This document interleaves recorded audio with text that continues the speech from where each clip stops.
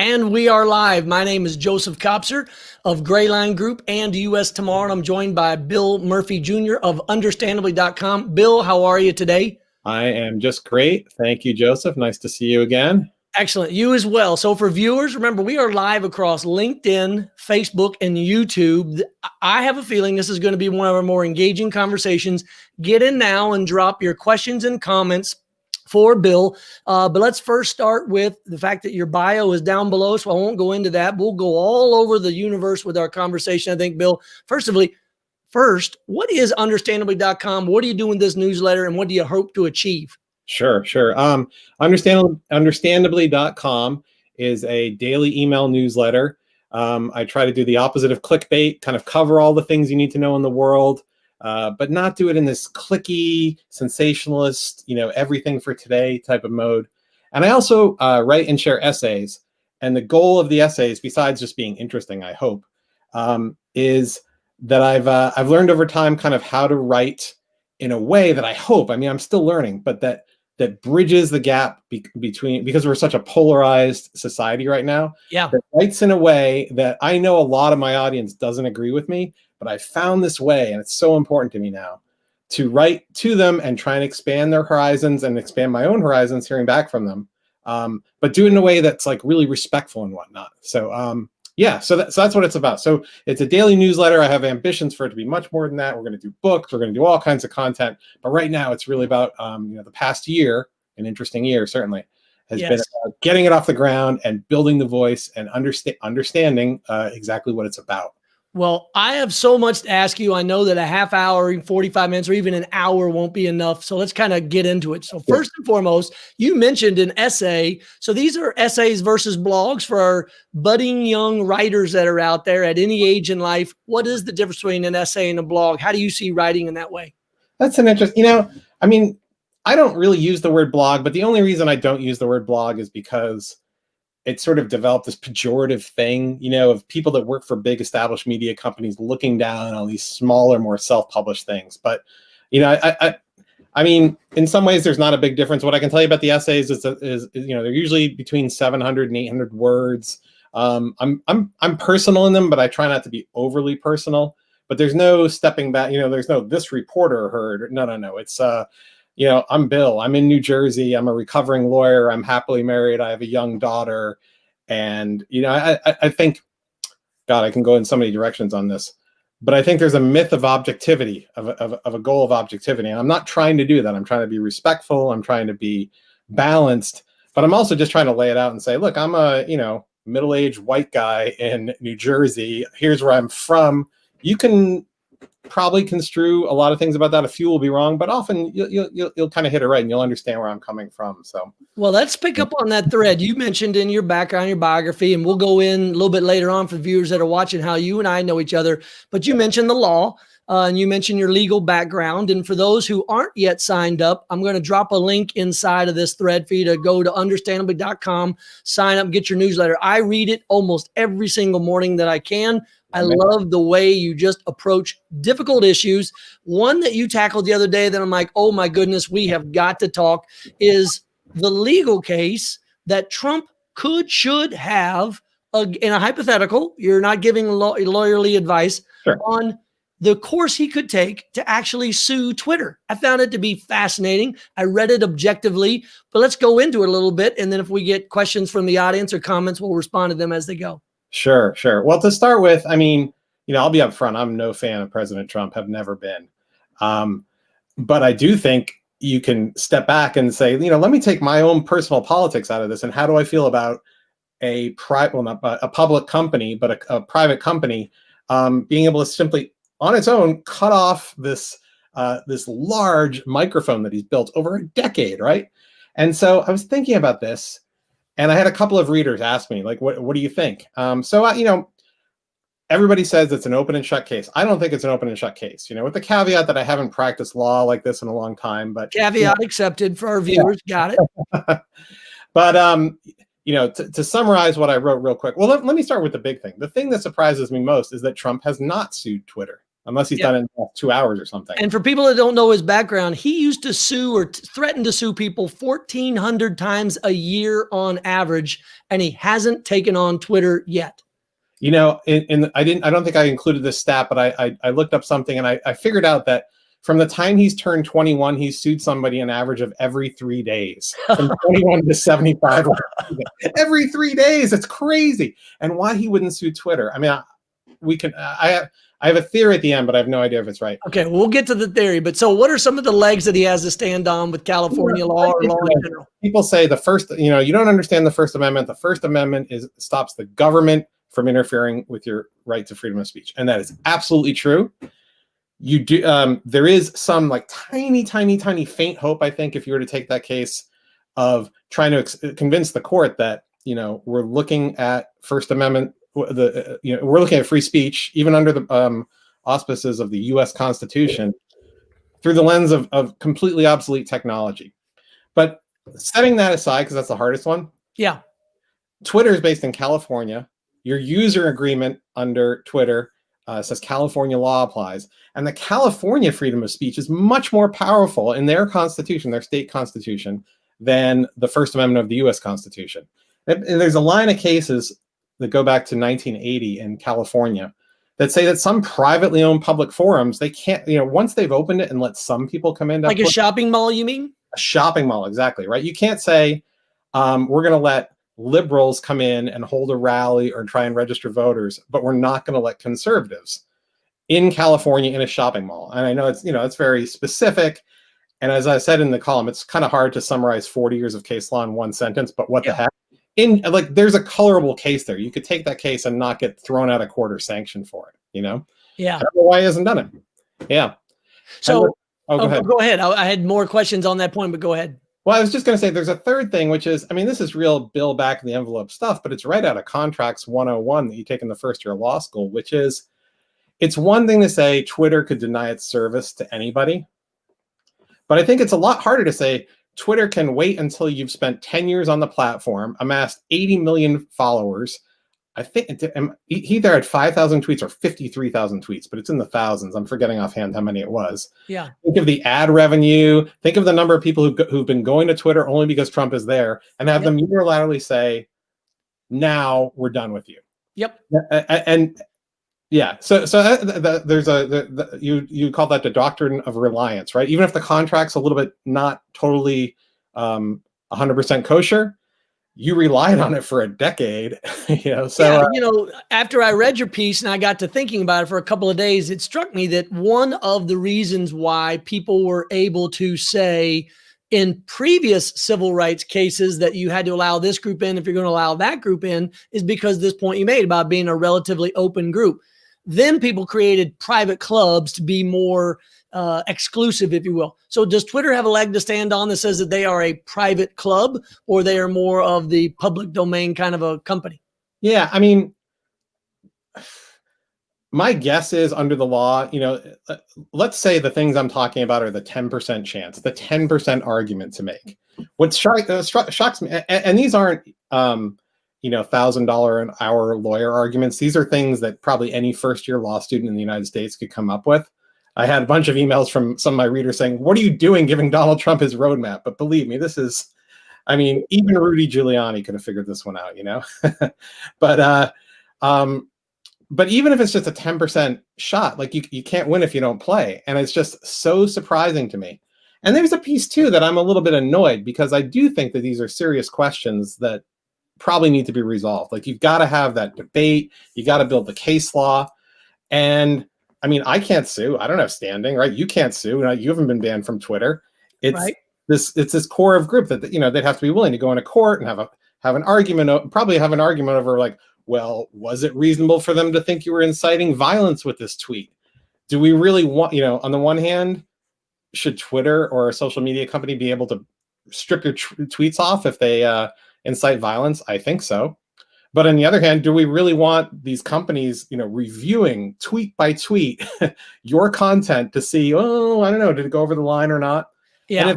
And Joseph, I could go on all day, but I'll just add one more point, which is, if they do it for Donald Trump, does that mean they have to start doing it for everybody else who's ever incited violence? Or they can say, well, this is a special case, 80 million Right. followers, president of the United States. So I don't know. Well, They're big questions, and it's just striking to me that it's not even in court. So for the readers or your readers and our viewers and both of our newsletters and the groups that we're trying to cultivate, it's important for people to get into Section 230. We're not going to get into that now, but if you recall, that's why the president held up the NDAA, the National Defense Authorization Act, why it required a veto, a lot of behind the scenes sausage making in government. But I think it's important, and it's important to this conversation too. So Section 230, if you haven't read about it, jump into it. But let's get to the end of this point, and then we're going to move to some others, which is you alluded to, you think you maybe know why he hasn't taken them to court yet. And what is that? Can you share that, or do you feel like sharing? Well, I put this in today's newsletter, and it's the possibly unrelated story, I don't know, but that says that Trump has balked at paying Rudy Giuliani's legal fees over the last 2 months, the $20,000 a day retainer. I don't know. I remember when I was in the JAG Corps with a bunch of reservists, one of them was talking about how he'd been in court, and the judge was about to dismiss the case against his client. Should be an exciting moment, except the guy's own lawyer said, Your Honor, we need to wait 1 day because I have an important witness coming. That's Mr. Green. And the judge said, oh, I understand. So did not dismiss the case. Mr. Green, meaning like, I haven't been paid. Yeah. So it's like, it's harder to hire lawyers when they know that you've refused to pay the previous lawyer. Wow. I don't know. Would somebody take the case anyway? Probably it's the president. I do think it's important. But I think it's this confluence of everything at the same time. And aides, backing off, having nothing to do with them. I don't know who's going to really want to take the case right now. But I do think it's it's a tricky thing. As I say, no big fan of Trump. Some of the tweets, I think there's reason, but just to not even do it is amazing to me.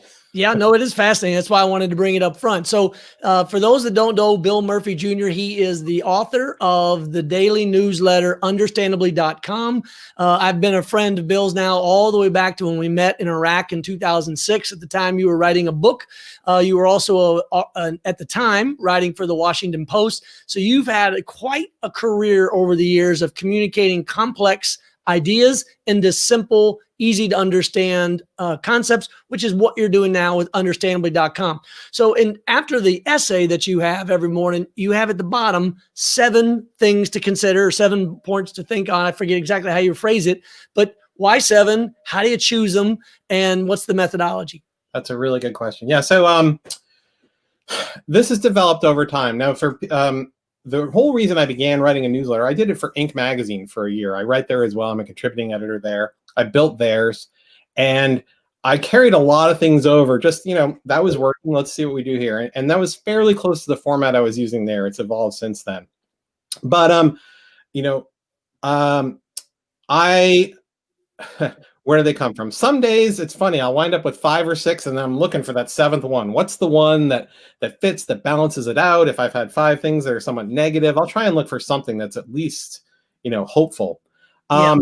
But my philosophy behind them has been, it's funny, Joseph. People like me, maybe like you, I stay on top of the news all the time. It's partly what I do for work. I have to know what things are going on, but I do it because I'm interested as well. And it's so easy to forget that many people in America, most people in America, are not glued like that. I would even argue, Bill, that more people in America know who the finalists are for The Voice than they do the major heads of state or of states that are impacting their daily lives in a real way. But I'm sorry to interrupt. Keep going. No, please do. That's a really good point. And it's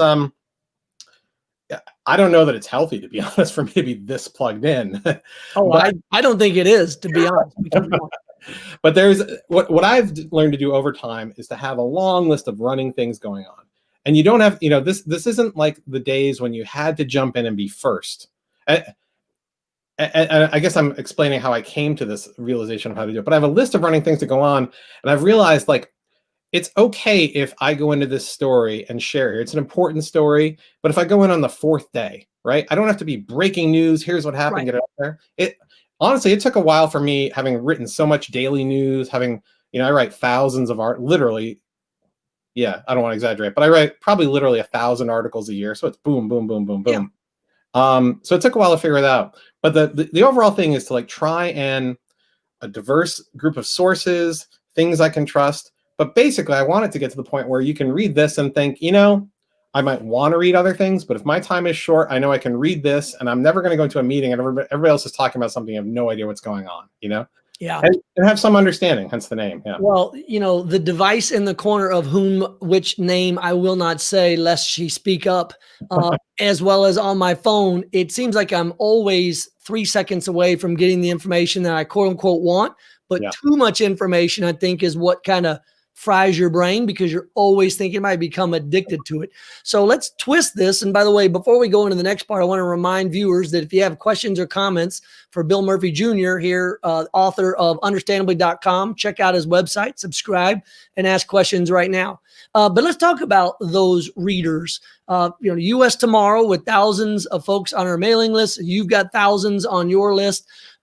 You get feedback from time to time. You write something, you make a comment, and then you get feedback. What I have noticed is even when we go out of our way to try to be as fair and as neutral or as matter of fact, we not only get feedback, but we get feedback from opposite ends of the spectrum, and they both see what we wrote totally different and get angry at me. So first, how do you explain that? And I've got some ideas. And then number two, how do you personally deal with that heat coming at you? Sure. These are really good questions. So I absolutely have that experience. I will write something, and sometimes I'll write it thinking, I'm going to get hit from the right on this one. And then it comes in from the left, and I didn't see it coming the other way. I think, the left is going to love this. And it's boom, Murphy, But so I think there are systemic things that force us.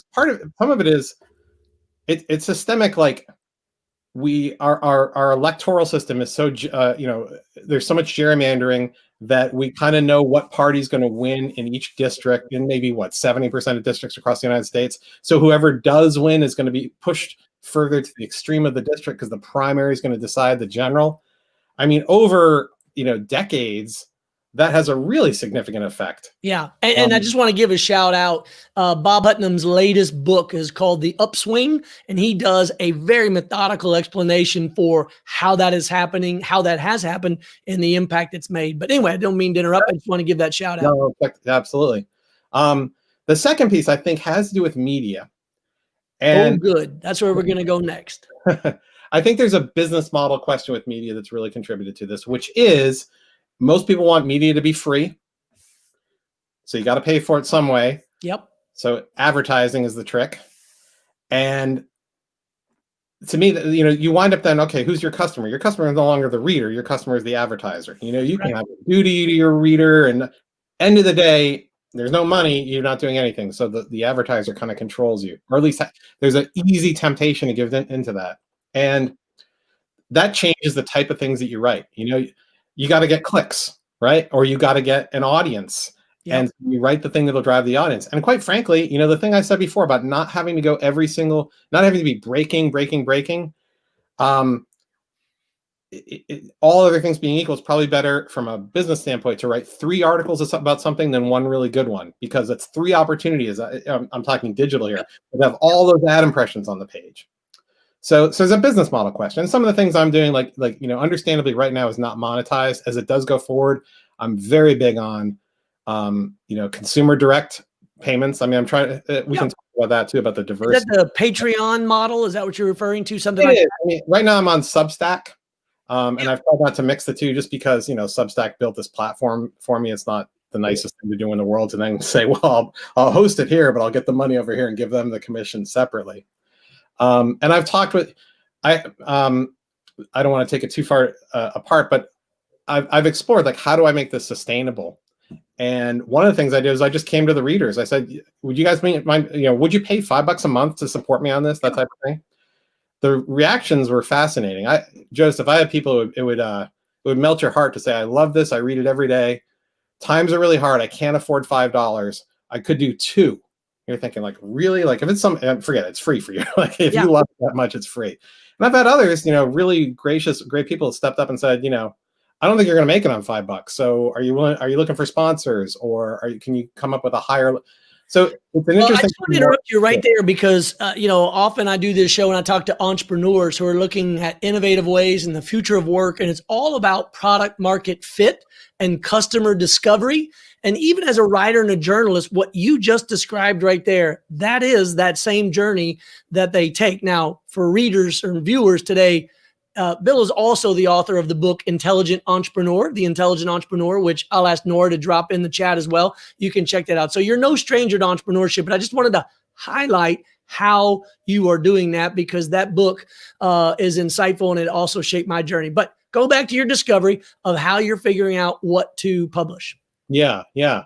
So, or what to charge, I should say. Well, no, the charging is something, quite frankly, I'm still working through a little bit, and I don't want to derail the conversation. But it is those two things. It's politically, we just become. It's not that we, spontaneously became more polarized.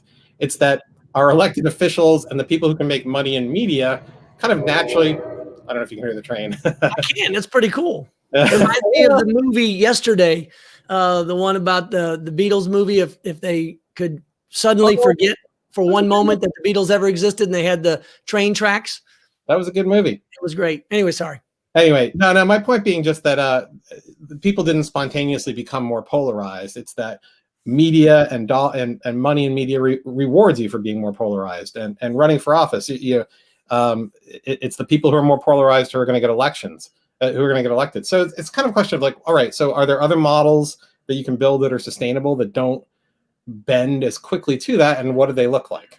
And so Joseph, I've written understandably for a year, and as I say, it's a labor of love, but my God, it's a labor sometimes, and there have been times where I'm like, why am I doing this? I mean, why don't I take my time and do something else? But I've kind of realized it's a gift, and the gift is that I have thousands and thousands of subscribers who I don't think they gather together in any other place. Certainly not a place that's going to touch on politics and things like that. Sure. I know I have. You're able to get a moment in their busy daily lives and give them something to think about. Yes. Yeah, I think that's key. And another thing that I do, Joseph, is I can't do it with everybody, but I try really hard. If somebody messages me afterward, even if they're angry, I respond. And I try to be emotionally intelligent about it too, which, sometimes it's hard. I'm like, are you kidding me? I spent 3 hours on that yesterday. But I'll give you an example. I wrote the day after the riots, the day after the insurrection at the Capitol. I wrote, it's hard to do this, right? Because it had just happened. And frankly, we're traveling and I have a little daughter and you're trying to watch her and cook dinner. And then I'm like, okay, now I got to get my head in a spot to say something intelligent about this. Yeah. And I thought I did a half decent job, but the next day I heard back from two people. One very upset with me. The election was stolen. How can you possibly do this? And another saying, okay, I'm paraphrasing, but basically, okay, Mr. upper middle class white man, as well as I do, if that crowd had been black, it would have been a massacre. And shut up, I think was the other phrase in it too. Yeah. And so I responded to both of them, engaged both of them. And I mean, my goal is not to change their minds necessarily, but it's kind of to open their minds. Almost seems like I'm not humble enough about myself, whether I make mistakes, which I do constantly, but at least to build a dialogue. And in both cases, I mean, it continued. The shut up guy apologized for shut up, and the other person at the end was like, I always forget you're a lawyer. You make these these arguments and they make sense. All right, so that'll be fine. Well, so I love it. So let's take this idea of the role of media. You brought it up in terms of how they're financed. I'm a huge, and full disclosure, I'm also a supporter of the Texas Tribune, which is a nonprofit, not for-profit news source that covers state level politics here in the state of Texas. Very few in the United States that follow that kind of a business model. And I love it and devour it. But one thing that you hit on, which is when people are going to their news source is supported by advertisers. Those advertisers want that clickbait. So the more sensational, if it bleeds, it leads mentality has developed over a long period of time. Since the deregulation of the 1980s and the FCC no longer requires balanced coverage, you can basically get whatever the heck you want on the internet. So re-enter private companies. So take it anywhere you want, but talk to me about, at least, if you'd like, about what it means when we're only looking at the news sources we choose and what that does to your brain. Wow, that's a big question. I think Well, certainly, we talk about this question of polarization. I mean, it's almost definition. That's almost definitionally the result, right? When Yep. it, and sometimes I will follow. It's so funny. I'll be following people in the media who are reporting on the media, but it's just interesting to see if you were to take at the same time, like, what's the lead story on MSNBC, CNN, and Fox News, and and never mind like Newsmax, OANN, whatever. It's different universes, completely different. I think it was Daniel Patrick Moynihan who said we all have the right to our own opinions, but not our own facts. Well, Yes. we kind of have our own facts now. Of course, they're not facts if there are different variations of them, but we act as if we do. So where does that leave us? I don't know. I think, the success I've had with Understandably, this is a big question for entrepreneurs: is how scalable is it? Because I think a big part of the success is that I'm accessible, as I said in the beginning. Like, Yeah, it's really you when they write. Yeah. I'm not publishing, here's my address, come on, show up at my house, and here's my daughter goes to school. But in a general way, you kind of know who I am. And I think it's a lot harder to put somebody in a box if you actually know them, even if you know them a little bit, Well, go ahead. Yeah, no. But the question is, how scalable is that, right? Like, and how, it's funny. I have relatives who, having written about entrepreneurship and been involved with a few startups, they'll always joke about, but how scalable is it? Is kind of my go-to question on a lot of things. But it is a question with this. How many Substack, where Understandably is hosted, has proven, I think, that there is a scalable model to do this. But many of the actual little companies on it are one person, and there are some that are much more successful than I am so far on it. Yeah. But yeah, no, that's the question. Yeah. So let's go a little bit deeper into that, and let's use a good case study, because my question really deals around this idea of how do you force yourself out of only the news that you want to hear. So I see one of the viewers today is Adam Carriero, who also has roots in New Jersey, like yourself, Point Pleasant, New Jersey, if I'm not mistaken. So his mother, they are, the age of the baby boomers, his parents, my parents, we grew up together. She was always pushing my brain in a way that I wouldn't have done it on my own. So in the time in the 80s, when we were hanging out in elementary and junior high and high school, at the same time, I was a huge Ronald Reagan fan, Ronald Reagan Republican, and a big fan of the Beatles. And she kept poking me around the edges of both of those beliefs to figure out how is it that I come to those conclusions. And what she made me do was think it through. What I'm afraid about with the news today is once you lock into one channel that feeds you everything with no disagreement, regardless of your political beliefs, if you're only in one kind of set of channels, there's no one there to push you back. How do you get that pushback? How can people, other than signing up for understandably.com right now, understandably.com, how do they get that pushback? Yeah, that's, I wish I had a better answer than this, except to just think of like, well, so why do I think I'm less siloed like that than maybe some other people in the country are? And some of them might be, think of your experience, Joseph, 20 years as an active duty Army infantry officer. Or cavalry, but close enough. The infantry, they're not bad either, but I like cavalry. Okay. But in the Army, which, I mean, it has it's not like World War II where everybody came from the Bronx and Alabama and they, shared a tent together, but still it is broader, right? It is people from across the country. You live in different places. You have experiences like that. There's less of that in general. I think, it's funny. You can travel across the country. Well, set aside COVID, but you can travel across the country for $99 on an airplane. And a lot of people never leave, never spend any significant time away from where they grew up. And even I think of myself as, I've lived in a bunch of places, but where have I lived? Mostly kind of liberal or central cities. I've never lived in Texas. I've never lived in Kansas. I've lived in California, Massachusetts, New Jersey, DC, so we do sort of self-select. Yeah. But I think, the more you have, even setting aside the media people consume, like the more you have opportunities for people to, I would say it's another Army thing, but in the JAG Corps for a year, one of my best friends, I was a JAG officer. We were about the same age, but on paper we had nothing in common, right? Like, I'm this kind of, I try my best, but how good am I as a Catholic from the Northeast? He was a Mormon from Utah. I was unmarried at the time. He was married with a bunch of kids. I always say not only can we not go out for a beer together, we can't even get a cup of coffee. But man, we were like friends. Peas in a pod.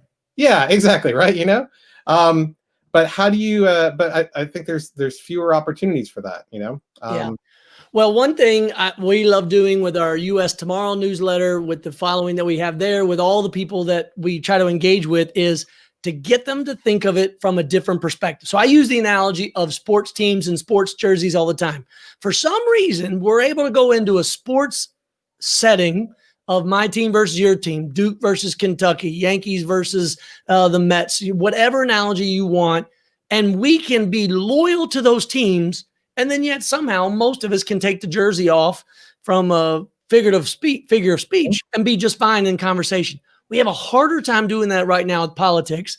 I recently heard a former colleague of yours from the Washington Post, who now runs the podcast, The Hidden Brain, has a fabulous a podcast recently on the double standard.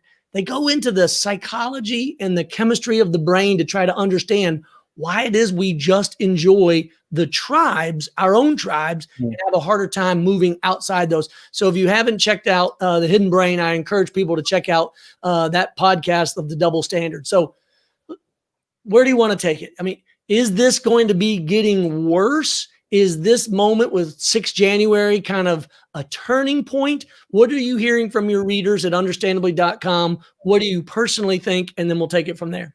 Yeah, that's a good point. I think, we'll see if this moment lasts, but I think my readers on the right, on the left, center, anywhere, January 6th was a big deal. And it was a big deal in sense of like, wow, I can't believe it got this far. Now, no matter what you want to put the blame on in terms of the roots, and there's a sense like this is not normal. Like this is this is the old, whoa, we're all playing. There was someone beating a police officer with an American flag while hundreds of people stood around and watched, and no one stopped them. So I would agree. We're living in different times right now. We are. And I don't even want to call it a silver lining, but if you look at that and say, where are we? I would say it is a moment that has a lot of people just saying like, whoa, I didn't think we could get this close. I thought we were just playing. Well, the humor of it is, as a writer, as a journalist, we all know that words matter. Yep. And some people just don't understand the power of their words to incite others to do things that they wouldn't normally do on their own. Because by the way, that's kind of the definition of leadership. Leadership is to get people to do something they wouldn't normally do on their own. Mm-hmm. Unfortunately, some people use their words in a way that brings out the worst in people, like beating a fellow American with a flag, an American flag. But anyway, you were getting ready to go down this idea of it being a turning point among your readers. Yeah, I don't know, Joseph. I think I look at this from the point of view. I think you just turned 50. I did as well. Right. We're these old men now, Joseph. I don't know where that came from, but it's funny because it's more important sometimes now, I think, to take the longer view, because you've lived through a lot of things and you realize like what I did 20 years ago, maybe nobody remembers, but there are key things that really kind of define you now. And it makes you think more about, less how's this going to play today, but more like a year from now, how am I going to look back on this? Or how are people going to remember what I said if they do? And that's also a wonderful understanding of, is that most people will not remember. But how will they remember? And so if you're in that crowd and you're marching, and I'll do it both sides on it. If you're in that crowd and you're marching on the Capitol, or if you're in that crowd and you're marching on a police station last summer and you're getting caught up in it and everybody around you and you feel like you're right, like, how do you get people to stop and say, yeah, but a year from now, what's this going to look like? I've just been I did an article not too long ago about 3 words in emotional intelligence. And the 3 words were empathy, sympathy, and pity, that people often use interchangeably. But I think, man, if you can really just sit there and study these few words for a couple of minutes, you walk away with some big insights. Break them down for us. I think I understand it, but break it down for us. Yeah. So here's the way I look at it. Empathy is a almost walking with. I hear you describe something and it resonates with me a little bit. It's close to sympathy, but empathy, I think, requires action, right? Sympathy might be easier. You say, oh man, I just turned 50. I'm like, yeah, me too. Great. I don't really have to work at that. We both have that. But if you say, oh, I spent 20 years in the Army, and then, I had to think about what to do next. Well, I didn't spend 20 years in the Army, but I have had transition points. I have to think about, all right, what is it in my experience that can line up with you? Okay. But the third might be, and these are all good things. I think they're good. You're trying to walk with somebody in a way. But pity, which people actually sometimes use interchangeably, is actually different. And that's, I look at it as, hey, I'm not really sure I could understand who you are. And if I could, I'm doing it from a higher level. So if I've watched a lot of videos of people, and I've read some of these stories from the Capitol riot and thought, I can't empathize with that. I can't even really sympathize with it, but I can pity it, right? I can say, oh man, I can understand how people get caught up in something. And the next thing you know, you're like, oh my God, I just broke a window and climbed into the Capitol. I lost myself for a minute. I can't imagine myself ever doing that, but I can imagine myself doing other stupid things. Let's be honest, Yeah. About that. So where was I going with this? Well, that resonated with some readers that I had some conversations with about how do you feel about that? But overall, I guess this is my hope, is that a lot of people, I don't know, I use it as the example of, I was texting on my phone and I almost got in a car crash. Oh my God, I better not text on my phone anymore. Yeah. Same thing. Oh yeah, I think we came a lot closer than people realize. We're starting to realize how close we came, but it's this major constitutional crisis. Yeah. Well, one of the things that shocks me, and it also shocks a lot of the readers at US Tomorrow when I remind them in newsletters, that I absorb information from Fox News. I watch Sean Hannity, Tucker Carlson. I'll watch MSNBC, Joe Scarborough and the whole crowd of Morning Joe. I'm listening. I've got NPR. I've got podcasts.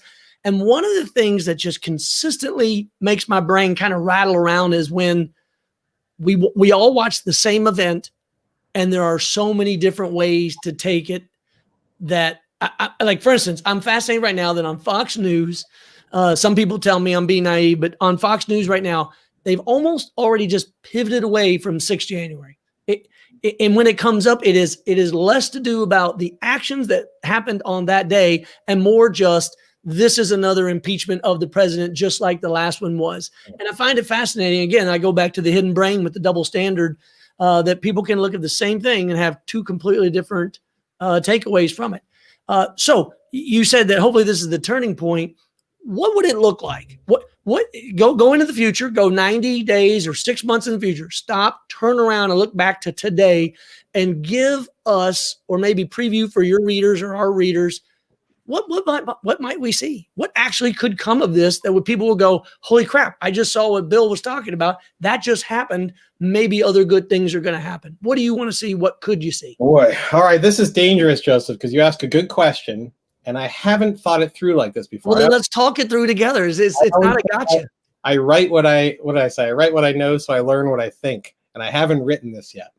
But let's see this through here. I think, so let's at least talk about some of the debates. I think right now you have two competing arguments. One is, we need to bring people together, whatever it takes, unity right now. Yep. And you have another argument that says, unity is great and all, but not without reaching a resolution of what actually happened on January 6th. It's not like, oh, do over, And remember, for anybody that's ever suffered from addiction, if they go and seek treatment, part of the treatment of many treatment plans says, look, we're going to forgive you for what you did under the influences of your addiction, but you first have to account for what you did to the people that you love while you were under the influence. Is that what you're talking about? I think that's a really good analogy. I hadn't thought of it that way, but that's a really good analogy. I think, I don't know. I've found if I've had a fight with a friend or something, that sometimes you can go in with a big dramatic, I was wrong, please forgive me. But sometimes it's a negotiation, right? It's like, you know what? It really hurt me. You did that. I can also see I probably shouldn't have done X. And then they're like, oh, you're right. Yeah, I shouldn't have done Y, but it really bothered me that you did Z. And you kind of get a little bit closer. That would be something. Yeah. Well, that's a shout out to one of my favorite books ever called The Difficult Conversation. Just this notion that you got to start somewhere. And even if it's agreeing on kind of when the last time, or in the Army, we say when you get lost, go back to the last known point. When did we at least agree on something? And then let's try to figure out where we went wrong. But so what you're saying is just this idea of a slow conversation. Now, I did hear members of both parties kind of pop up and say that they were willing to work together. One of the things I would like to see is a very clear delineation between followers, supporters, loyalists, and zealots. That's what I'm afraid of. I just wish that leaders could basically say, hey, look, you can be a follower of our cause, but once you become a zealot or a wingnut, and maybe I'm using the word zealot in the wrong way, don't mean to, but once you become a wingnut, even if you agree with our purpose, your methods are entirely unacceptable. That would be cool to hear people say. It would. Yeah, no, I like that differentiation. I don't hear too many people talking like that. But as a practical political thing, I mean, I live in the 11th congressional district of New Jersey. Actually, Joseph, I mean, I don't mind saying this. Joseph ran for Congress, and we had a conversation at one point where I looked up and I said, well, there's nobody running, if not you, who? And I thought about it a bit. I think I'm a lot happier than I would be if I'd gone down the path. And well, as a recovering congressional candidate, I can sympathize and empathize with that decision of yours. But I thought about it. It was interesting. But so my congresswoman here is Mikey Sherrill, and Mikey's great. And Mikey made a pretty severe, can I go so far as to say, accusation the other day, saying that she saw members of Congress taking groups of people through the Capitol on the 5th who were then involved in the riot on the 6th. Wow. Now, if that, you hadn't seen that? Yeah. Whoop. No. Yeah. Now, if that happens, I don't know how you... Now, I don't know if it's true. I don't think she's lying, but I don't know if she's accurate. Let's say. I mean, it could have been they brought people through not knowing who they were. It could have been two guys with a beard. It could have been any one of a number of things. But I think that's the kind of thing you got to look into first, right? You can't just say, all right, bygones be bygones. Sorry, I potentially, we even have trust on both sides. So that type of thing, I think you do have to. I don't think that's the well, I did X, but you did Y. And yes, impeachment, I don't know, such a big question. But it's kind of the same thing. I don't see how you don't at least raise the charge. It doesn't matter. There were 7 days left in the term from my point of view. It's either impeachable or it's not. And I don't know how you can say, well, no, we don't do it. We move past. I mean, but I'm hoping, post Nixon, I mean, Tip O'Neill and Ronald Reagan were close friends, 10 years after Nixon, right? So there was resolution between the parties. There were times when this could happen. So I've got an interesting theory on that I developed when I was studying with Bob Putnam, who wrote the book Upswing that we were just talking about under the time that I was studying with him. This would have been early 2000s. So his book had just come out called Bowling Alone, looking at the bonds, norms, and trust between people and what causes communities to break apart. And one of the things that I kind of developed and thought was fascinating is when you look back at American history, when we invented the air conditioner, like the in-home affordable air conditioner, when we invented the television, and when we started mass producing houses, think of suburbs, they all three happened in about the same generation together. But what did that do to community when mass-produced houses no longer had front porches? Number two, you had air conditioning on the inside, so you didn't have to sit on your front porch to stay cool in the summer breeze. And thirdly, because you had the TV inside, you had even more reason to go sit inside, less of a reason to be out front, be in your community, know your neighbors. I'm embarrassed to say I don't even know all my neighbors because I have a lot of them that, and I'm I'm outside a lot, but I'm still part of the problem in that I don't chase them down to say, well, what is your name? You pull into your garage, you lower it, you get out. I never even see you. So I believe the air conditioner, the TV, and the architecturally outing of front porches is just one small part of what's kind of created this division because we don't know our neighbors like we used to. Any thoughts or reactions to that idea? Yeah, no, I haven't read that. I'm familiar with the book, haven't read it, but the technological things that you're talking about make perfect sense to me. I would say, so first off, this past year has made it worse, right? Because we told everybody stay away from each other. You have neighbors that moved in 2 weeks before the shutdown, and I have done nothing other than wave politely to them. I can't wait to get to know them. It's just the weirdest thing. Totally understand. But it's interesting too that I think there are people who maybe it's just different societies within our large society, but there, like where we live, we put a premium on it. Had to be very walkable. Once we left the city and moved to a suburb, it had to be a place where, you know, we're a family, we're a husband and wife with a small child. We have one car and we put like 8,000 miles a year on it. We live in a place intentionally where we don't drive, we walk a lot. There's a lot of community things. It's intentional. But I know not everybody wants that, right? Like you heard the train before. I'm close enough to hear the train when it goes by. I'm close enough. We went to a restaurant one time, Joseph, during the pandemic when they were separated outside in a parking lot. I don't know if you do that down in Texas. And we were joking that we were farther away from the next table in the restaurant than we are from our neighbors if we sit on our back deck barbecuing and they do too. You know, it's like things are closer. But it's interesting. Again, it's a little bit of that self-sorting.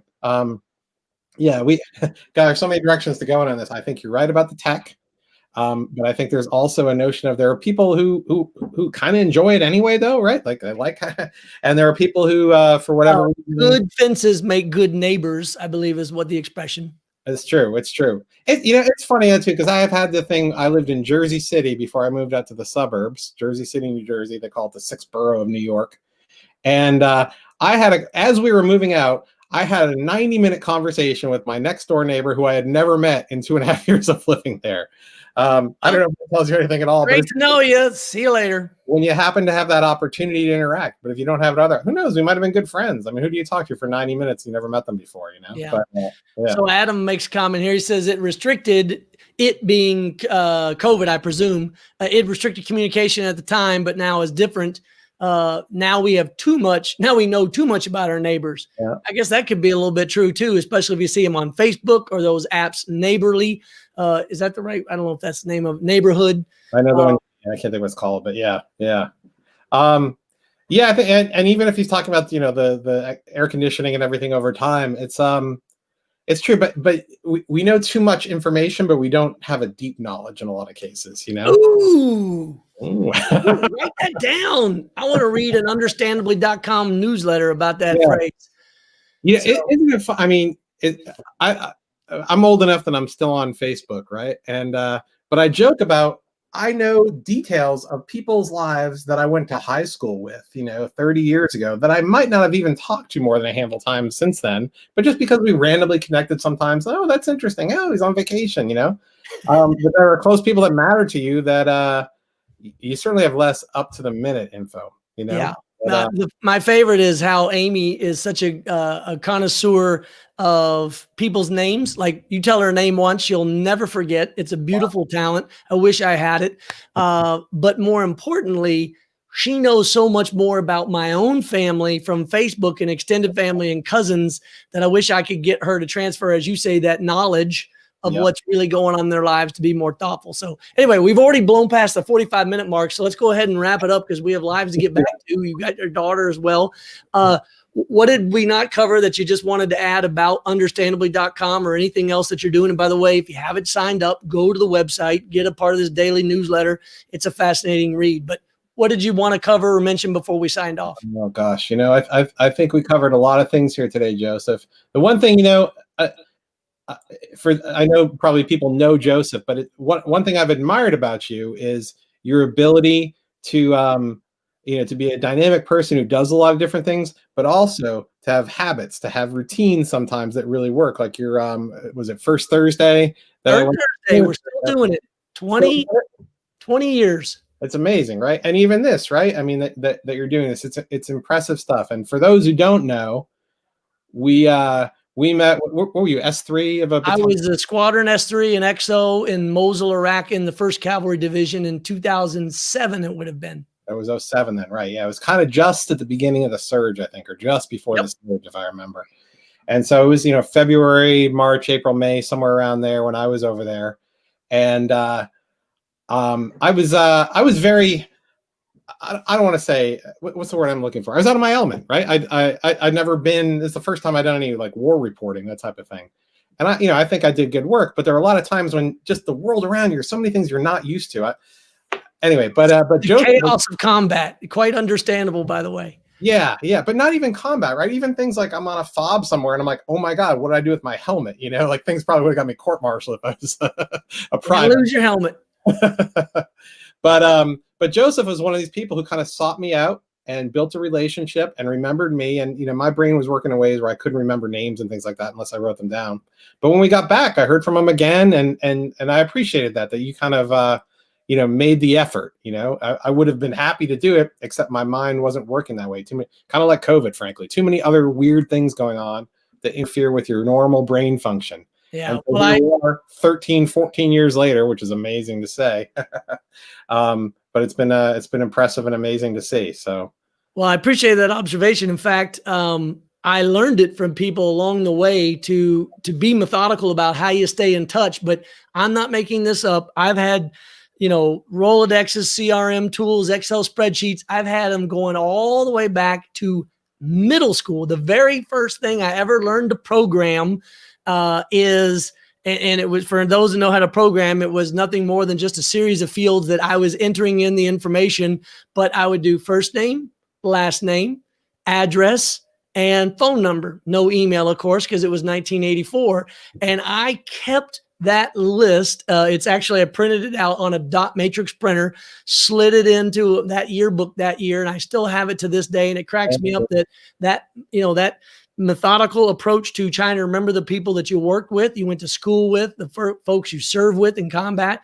And it's paid dividends now, because whenever I'm stuck on something, which happens quite a bit, if I can just sit back for a minute and think, I could probably remember the time, the era, or the place of the person who can, if not answer that question, put me in touch with the people that can, because I've never had an original thought in my life. I just copy the good ideas of all my friends around me. And I remind everybody that you are the average of the 5 people you spend the most time with. So just put that in your brain and think it through. So anyway, and for that reason, I've enjoyed spending the last 45 minutes plus with you, Bill. And I wish you the best of luck with understandably.com. I encourage everybody to check it out, subscribe to it, and give Bill your comments. Bill, thanks for being on Catalyst Talks today. Thank you, Joseph. Always a pleasure talking with you. Stay safe. Take care.